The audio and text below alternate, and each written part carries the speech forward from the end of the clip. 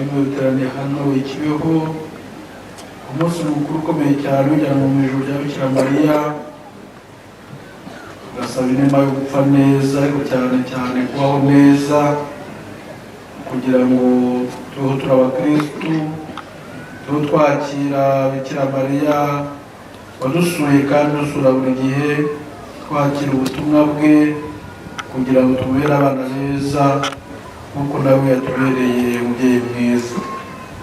Mbere yo kumva rero amasomo twateguriwe, mbere yo tubita mu Eucharistia dufasha kwizihiza neza kugira ngo Imana rwacu ko risumba ayandi, ibyo ducishe bugufi dusaba imbabazi ibicumuro byacu kugira ngo dukorane umutima unogeye Imana. Nemereye imbere y'Imana ishobora byose, ibyo natekereje, ibyo navuze, ibyo nakoze, niyemeje gutunganya uracune rwose ibituma n'ingabo y'amateka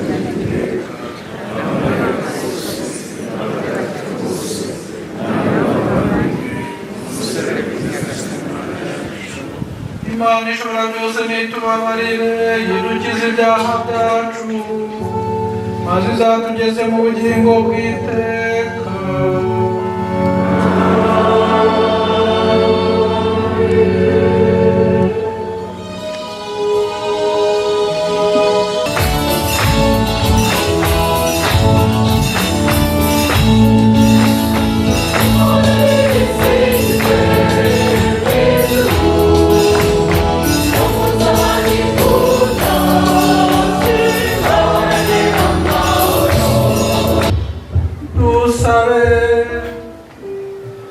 Mana ishobora byose ugahoraho iteka, we wazamuye Bikira Mariya umubyeyi utagira inenge w'umwana wawe, ukamujyana mu ikuzo ry'ijuru afite umubiri we n'umutima we, turakwinginze uduhe guhora turangamiye iby'ijuru kugira ngo tuzabone ubusangira nawe ikuzo wamugororeye, kubwa Yezu Kristu umwana wawe n'umwami wacu.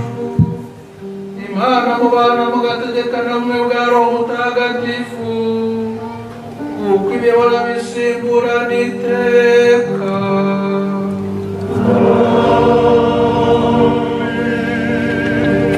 Nyagasani Yezu mubane namwe.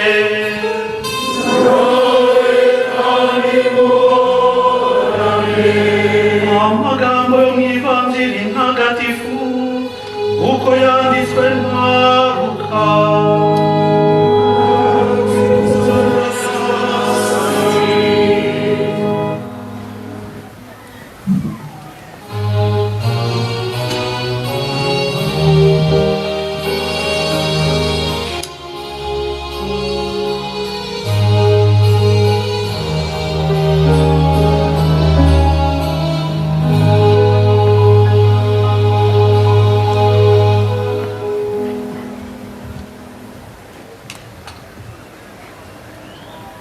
Muri iyo minsi Mariya yarahagurutse agenda yihuta ajya mu misozi miremire mu mujyi wa Yuda, agera kwa Zakariya aramutsa Elizabeti.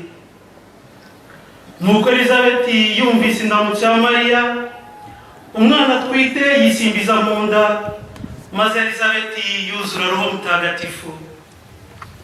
Arangururijwe ati, wahebuje abagore bose umugisha, n'umwana utwite arasingizwa. Mbikesha iki kugira ngo nyina w'umutegetsi wanjye angenderere? Dore mbaye nyumva indamutso yawe, umwana yisimbizanya ibyishimo mu nda yanjye. Urahirwa wowe wemeye ko ibyo watumweho na Nyagasani bizaba.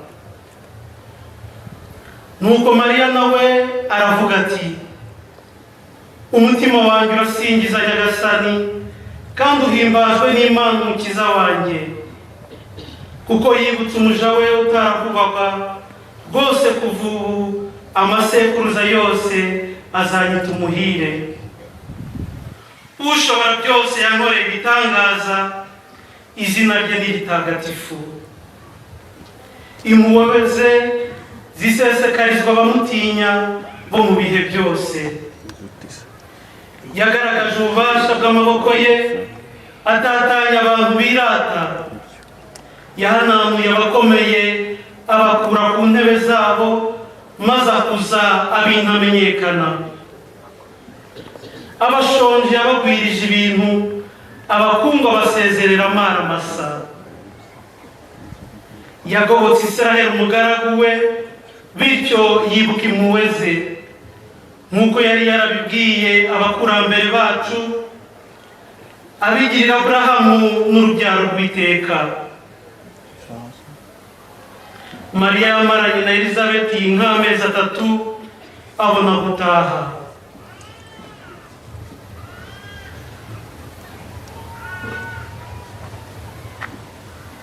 Io mi fangere in magatifu